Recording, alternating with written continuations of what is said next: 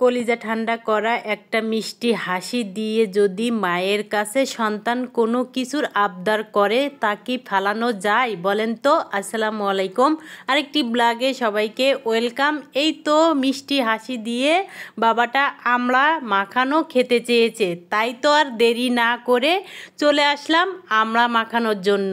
5টা আমড়া ছুলি নিয়ে ছোট পিস করে কেটে নিলাম, কাঁচামরিচ, একটু বিট লবণ আর একটু কাসন্দ দিয়ে এই তো সুন্দর করে তাকে মাখিয়ে দিব।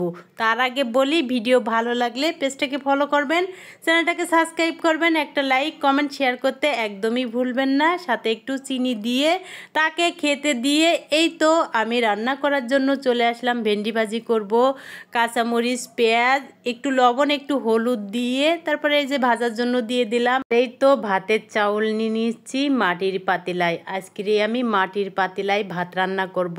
জানেন তো, ছোটবেলার কথা না খুবই মনে পড়ছে আজকে, তাই ভাবলাম মাটির পাতিলায় ভাত রান্না করব। ছোটবেলায় দেখছি মা মাটির পাতিলায় ভাত রান্না করত, তাই হঠাৎ করে মনে পড়লো, তাই আজকে মাটির পাতিলায় ভাত রান্না বসাই দিয়ে এই তো ভেন্ডি ভাজি হয়ে গিয়েছে, উঠিয়ে নিয়েছি। ওই কড়াইয়ের ভিতরে একটু সরিষার তেল, জিরা ফোড়ন, আর এখানে তো করলা ভাজি করব, তাই একটু স্বাদ মতন লবণ, একটু হলুদের গুঁড়া আর পেঁয়াজ আগের থেকে দিয়ে দিয়েছিলাম। আসলে এরকম করে ভাজি করলে আমার কাছে ভালোই লাগে। তারপরে ঢাকনা দিয়ে ঢেকে এই তো কাঁচামরিচ, পেঁয়াজ, একটু লবণ আর একটু হলুদের গুঁড়া দিয়ে এখানে আমি ডিম ভাজার জন্য আগের থেকে ডিমটা এই তো ভেঙে তারপরে মিশিয়ে এক সাইডে রেখে দিব।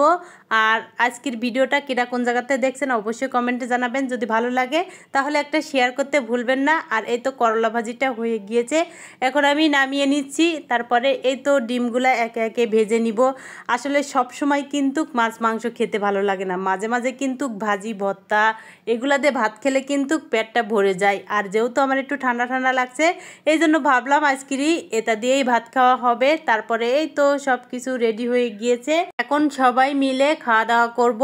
একদম গরম গরম খেতে কিন্তু অনেক মজা হবে। তারপরে খাওয়া দাওয়া শেষ করার পরে কিছু থালা বাসন ছিল, তাই এই থালা বাসনগুলা ঘুমানোর আগে যদি না ধোই তাহলে মনে হবে কি আমার ঘুমটা একদমই হবে না। আসলে এই সমস্যাটা শুধু কি আমারই না, আপুদেরও এরকম, আমার মনে হয় ম্যাক্সিমাম মানুষেরই এরকম। তাই তো এই তো থালা বাসনগুলা সুন্দর করে আমি ধুই। তারপরে এটা ঝুড়ি আছে, সেই ঝুড়ির ভিতরে পানি ঝরানোর জন্য এভাবে করি আমি রেখে দেই। এই তো দেখেন কি সুন্দর করে আমি সব কাজ না গুছাই কিন্তু ঘুমাইতে পারি না। তাই তো এই তো থালা বাসনগুলো সুন্দর করে এখানে আমি ধুই রেখে দিয়ে দিলাম। তারপরে এই যে আমার বাবাটা ঈশার নামাজ পড়ি, তারপরে এই যে দেখেন বিড়ালের সাথে একটু খুনছুটি করতেছিল।